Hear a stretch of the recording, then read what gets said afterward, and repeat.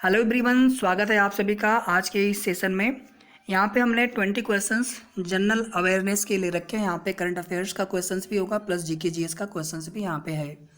20 question है, आप 20 questions आप सही करके दिखाओ तो जाने आपकी तैयारी कितनी अच्छी चल रही है। और सभी लोगों से रिक्वेस्ट है कि आप लोग क्वेश्चंस के आंसर आप करते चलिएगा सो दैट आप चेक कर पाएँ कि आपने कितने क्वेश्चंस खुद से करेक्ट किए हैं। और फाइनली आप सभी से रिक्वेस्ट है कि आप लोग कमेंट करके ज़रूर बताना कि 20 में से आपने कितने क्वेश्चंस करेक्ट किए हैं।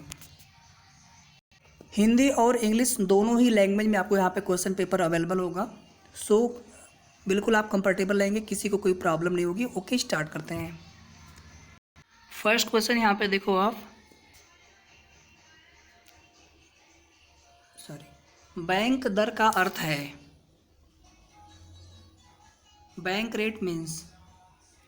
चार ऑप्शन यहाँ पे है, मैं चारों ऑप्शन यहाँ पे नहीं पढ़ रहा हूँ सो दैट आपका टाइम ज़्यादा यहाँ पे वेस्ट ना हो। सिर्फ और सिर्फ यहाँ पे करेक्ट ऑप्शन पे बात करेंगे। बेसिकली बैंक रेट आरबीआई के द्वारा लगाया जाता है। आरबीआई जब वाणिज्यिक बैंकों को लोन देती है, कर्ज देती है, तो वहाँ पे एक रेट लगाया जाता है, इंटरेस्ट रेट लगाया जाता है, that is known as bank rate. और ये बैंक रेट जो होता है आरबीआई के द्वारा, यानी देश के केंद्रीय बैंक द्वारा, या बैंकों का बैंक भी कहते हैं आरबीआई को, देश का केंद्रीय बैंक बोलते हैं, भारत सरकार का बैंक बोलते हैं। तो official rate of interest charged by the central bank of the country, देश के केंद्रीय बैंक द्वारा ली जाने वाली आधिकारिक ब्याज दर। Option number A will be the correct answer. Okay, next question देखो यहाँ पे आप, 100 रुपये का नोट किसके द्वारा हस्ताक्षरित होता है? The 100 rupee note bears the signature of. 100 रुपये के नोट पे किसके सिग्नेचर होते हैं आपको ये बताना है। तो 1 रुपये को छोड़ करके जितने भी देखो सिक्के हों, चाहे 1 रुपये का नोट हो, चाहे जितने भी नोट्स हो, सभी का जो डिस्ट्रीब्यूशन होता है आरबीआई करता है। बट 1 रुपये के नोट को छोड़ करके आप सभी को पता होगा कि बाकी जितने भी नोट्स होते हैं सभी नोट्स पे आरबीआई गवर्नर के सिग्नेचर होते हैं। ओके, तो option number C is the correct answer. Next question देखते हैं इसके बाद। यहाँ पे नेशनल पार्क से रिलेटेड क्वेश्चन है। काजीरंगा राष्ट्रीय उद्यान स्थित है। The Kaziranga national park is situated in, कहाँ पे स्थित है काजीरंगा नेशनल पार्क? ठीक है, जहाँ पे एक सींग वाले गैंडे के लिए, वहाँ पे राइनोसोरस के लिए फेमस है ये पार्क। हाथी भी यहाँ पर पाए जाते हैं, एलिफेंट। सबसे ज़्यादा एलिफेंट कहाँ पे पाए जाते हैं, किस स्टेट में? कर्नाटका। सबसे ज़्यादा टाइगर एमपी में। सबसे ज़्यादा तेंदुआ, लियोपर्ड, ये भी एमपी में पाए जाते हैं।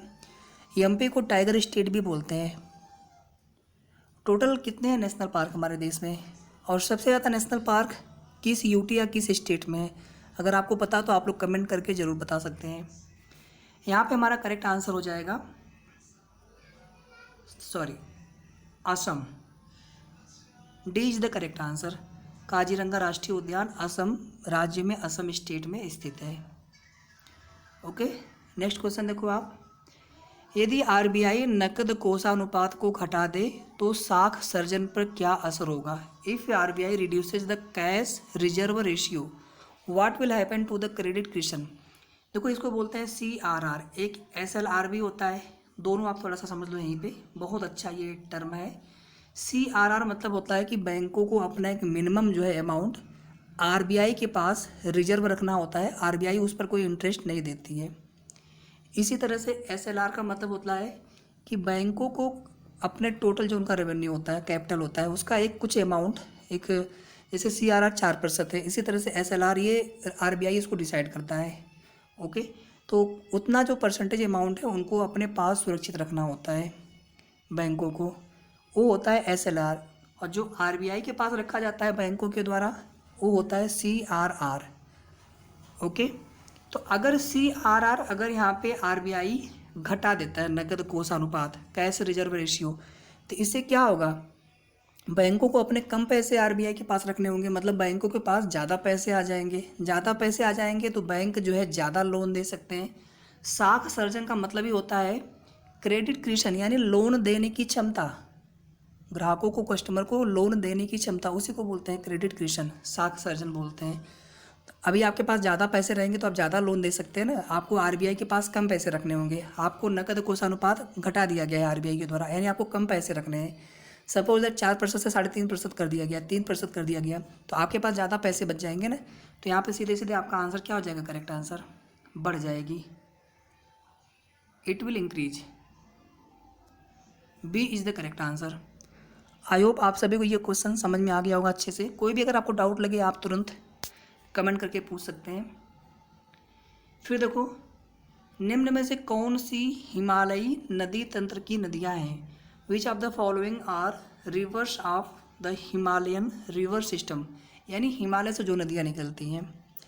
फिर देखो, एक जो सेंट्रल या जो ऐसे पूछ सकता है कि अमरकंटक से, या जो मध्य भारत की नदियां होती हैं, ठीक है। एक आपका साउथ का पूछ सकता है, या वेस्टर्न घाट से, पश्चिमी घाट से पूछ सकता है, वहाँ से कौन कौन सी नदियाँ निकलती है, गोदावरी, कृष्णा, ये सभी आपको पता होना चाहिए। अच्छा, गोदावरी कहाँ से निकलती है? नासिक से, त्र्यंबकेश्वर से। अच्छा, और कृष्णा नदी कहाँ से निकलती है? महाराष्ट्र में ही निकलती है, महाराष्ट्र में ही वेस्टर्न घाट का पार्ट है महाबलेश्वर, वहाँ से निकलती है। कावेरी नदी कहाँ से निकलती है? कर्नाटका से, ठीक है। कौन से पहाड़ियों से निकलती है, कौन से हिल से निकलती है, आप लोग कमेंट करके बताएं। गोदावरी को दक्षिण भारत की गंगा भी बोलते हैं, बूढ़ी गंगा भी बोलते हैं। तो यहाँ पे देखो आप, गंगा और ब्रह्मपुत्र, ये दो ऐसी नदियाँ हैं जो कि हिमालयी नदी तंत्र से निकलने वाली हैं। ये साउथ की नदियाँ, दक्षिण भारत की नदियाँ, साउथ इंडिया की नदियाँ हैं। ओके, तो यहाँ पर हमारा करेक्ट आंसर हो जाएगा second and third, D is the correct answer. Next question देखो आप, इनमें से किस प्रकार की अर्थव्यवस्था में संसाधनों पर निजी अधिकार होते हैं और आर्थिक गतिविधियों का मुख्य उद्देश्य लाभ अर्जित करना होता है? In which of the following type of economics resources are own privately and the main objective behind economic activities is profit making? सबसे बड़ा एग्जाम्पल इसका है आपका USA, America, United States of America. इसको बोलते हैं हम लोग कैपिटलिस्ट, पूंजीवादी। हमारे यहाँ कौन सी अर्थव्यवस्था है? मिक्स्ड है, यानी पूंजीवादी भी है और गवर्नमेंट सेक्टर भी होता है। टोटल प्राइवेट सेक्टर हमारे यहाँ नहीं है, बट अमेरिका में ज़्यादा करके टोटल जो है, हाँ, लगभग। इवन आप नासा का देखेंगे, जो एलन मस्क हैं, ओके, जो टेस्ला के ओनर हैं, अभी आप देखेंगे फर्स्ट नंबर पे सबसे जो अमीर, जो बिलियनर्स की सूची जारी की गई थी, उसमें सबसे टॉप पर आ गए हैं वो, जेफ बेजोस को छोड़ करके। अच्छा, मुकेश अंबानी कौन से नंबर पे आ चुके हैं इस समय वर्तमान में? थोड़ा सा नीचे खिसक गए हैं, आपको बताना है कमेंट करके। ये सब क्वेश्चन जो है इंपॉर्टेंट है, ठीक है। तो यहाँ पर हमारा करेक्ट आंसर हो जाएगा option number C. Next question देखो आप, बहुत अच्छा क्वेश्चन है, देखते हैं कितने लोग इसका आंसर करेक्ट करते हैं। भारत में पंचायती राज व्यवस्था इसके अंतर्गत रखी गई है। Panchayati Raj system in India is laid down under, आपको बताना, 4 ऑप्शन आपको यहाँ पर दिए गए हैं। मौलिक कर्तव्य आपका 51 आर्टिकल नंबर है। फंडामेंटल राइट्स, मूल अधिकार, ये 12 से लेकर के 35 तक आर्टिकल में है, भाग 3 में। डीपीएसपी, या इसी को बोलते हैं राज्य के नीति निर्देशक तत्व, ये भी आपके भाग 4 में आते हैं, आर्टिकल 36 से लेकर के 51 तक। अब देखो, जो ग्राम पंचायत होते हैं, आर्टिकल 40 में इनके स्थापना का, इनको स्टेबलाइज करने का प्रावधान है। बट अगर ऐसे पूछा जाए कि पंचायती राज व्यवस्था किसके अंतर्गत रखी गई है, तो उसके लिए आप सभी को पता होना चाहिए आर्टिकल कौन सा है, 243, और भाग कौन सा है, 9 का फर्स्ट। आई होप आप सभी को करेक्ट हो चुका होगा। 1992 में, 1992 में 73वां कॉन्स्टिट्यूशनल अमेंडमेंट, संविधान संशोधन के द्वारा पंचायती व्यवस्था को जोड़ा गया था। और 74वां संविधान संशोधन जो था वो नगर प्रशासन से संबंधित था। उसमें अनुसूची भी जोड़ी गई थी, 11वीं अनुसूची पंचायती राज से, 12वीं अनुसूची नगर प्रशासन से। तो यहाँ पे अगर आप ध्यान से देखोगे तो हमारा करेक्ट आंसर कौन से मिल रहा है? इनमें से कोई नहीं, नन ऑफ दीज, ठीक है, क्योंकि ये आर्टिकल 243 का पार्ट है, भाग 9 का पार्ट है। और ये भाग 4 आर्टिकल 36 से 51। यहाँ पे देखो, अगर ये ग्राम पंचायत पूछता तो आपको यहाँ पे होता डीपीएसपी, राज्य के नीति निर्देशक तत्व, बट यहाँ पे सीधे सीधे पंचायती राज व्यवस्था इसके अंतर्गत रखी गई है, तो आर्टिकल 243। ठीक है, नेक्स्ट क्वेश्चन देखो आप। आई होप आप सभी ने क्वेश्चन करेक्ट कर लिए होंगे। नेक्स्ट क्वेश्चन यहाँ पर है, भारतीय संविधान के किस अनुच्छेद में अल्पसंख्यकों के हित निहित हैं? Article 29 and article 30। ठीक है, तो यहाँ पे देखो करेक्ट आंसर हमारा बहुत इजी क्वेश्चन है, कुछ इसमें है नहीं, आर्टिकल 29। अच्छा, 21 में क्या है? जो निःशुल्क एवं अनिवार्य शिक्षा का प्रावधान है, 21 का फर्स्ट में है। 21 में क्या है ये बताइए आप। 21 में जो फॉरेनर है, एनआरआई है, उनको भी अधिकार प्राप्त होते हैं। क्वेश्चन डायरेक्ट पूछा जाता है, कौन से मूल अधिकार, कौन से फंडामेंटल राइट्स फॉरेनर को भी मिलते हैं? तो यही है, जहाँ पे जीने का अधिकार है, निजता का अधिकार है, जीवन की सुरक्षा का अधिकार है, ये सारी चीज़ें इसके अंतर्गत रखी गई हैं। 24 बताओ आप, जहाँ पे बच्चों को किसी फैक्ट्री वगैरह में काम करने से रोका जाए, उसका प्रोविज़न, उसका निषेध होता है 24 में। नेक्स्ट क्वेश्चन देखो आप, ठोस चालक में धारावाहक होते हैं। Current carriers in solid conductors are, एक होते हैं कंडक्टर्स और एक होते हैं सेमी कंडक्टर्स। सेमी कंडक्टर्स में जो होते हैं इलेक्ट्रॉन्स और होल्स, ये दोनों होते हैं कैरियर्स। लेकिन अगर आपसे पूछा जाए ठोस चालक में, तो यहाँ पे कौन से होते हैं? फ्री इलेक्ट्रॉन्स जो होते हैं ये धारावाहक होते हैं, करंट कैरियर्स होते हैं। B is the correct answer. Okay, next question देखो आप, फेमा का पूर्ण रूप है, पहले ये फेरा था FERA, अभी ये फेमा बन चुका है, इसका पूर्ण रूप क्या है? सभी लोग आंसर करेंगे। What is the full form of FEMA? FEMA, foreign, E for exchange, M for management and A for act. Okay, D is the correct answer, foreign exchange management. शिक्षा का अधिकार एक मौलिक अधिकार है जो कि संबंधित है राइट टू एजुकेशन। अभी हमने आपको थोड़ी देर पहले बताया, राइट टू एजुकेशन जो 6 to 14 ईयर्स के बच्चों के लिए होता है। ठीक है, 86 कॉन्स्टिट्यूशनल अमेंडमेंट 2002 में आया था। किस आर्टिकल में जोड़ा गया था इसको? सभी लोग आंसर करेंगे। ये फंडामेंटल राइट्स के अंतर्गत रखा गया है। किस आर्टिकल के अंदर है? आर्टिकल अनुच्छेद 21 का फर्स्ट, 21 का ए कह लीजिए, 21 का फर्स्ट कह लीजिए। अभी हमने आपको ये आंसर बताया था इसका, ये अनुच्छेद 21A से, आर्टिकल 21A से शिक्षा का अधिकार एक मौलिक अधिकार बनाया गया था। अच्छा, ये कब जोड़ा गया था? अभी मैंने जस्ट बताया। ठीक है, ओके। नेक्स्ट क्वेश्चन देखो आप, भारत के संविधान में जन स्वास्थ्य एवं स्वच्छता किस में शामिल है?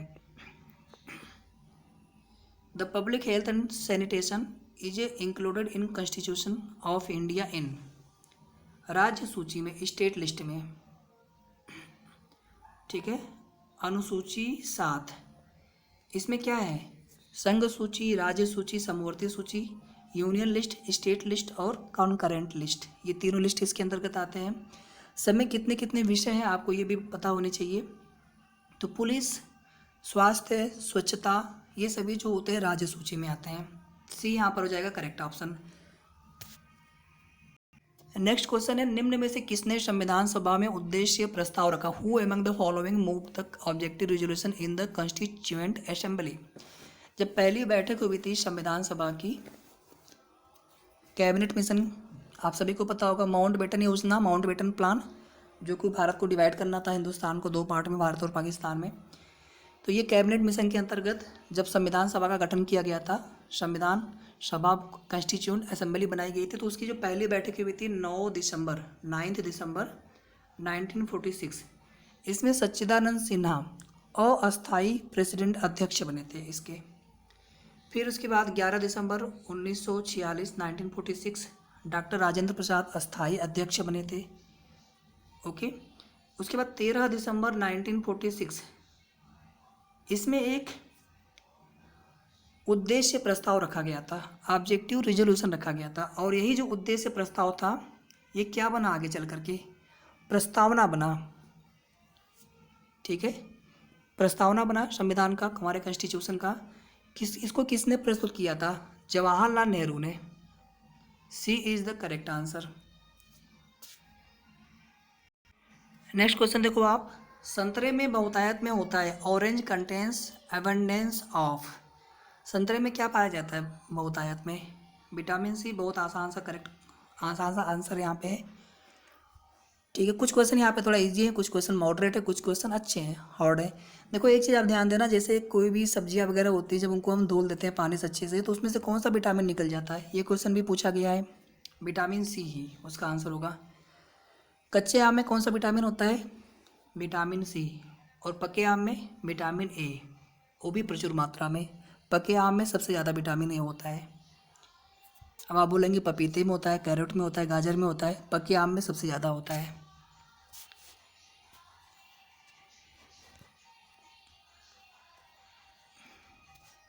आइए हम लोग यहाँ पे करंट अफेयर्स के कुछ क्वेश्चन कर लेते हैं। निम्न में से किस शहर में लाइट हाउस परियोजना का क्रियान्वयन हुआ है? In which of the following cities light house project is not implemented.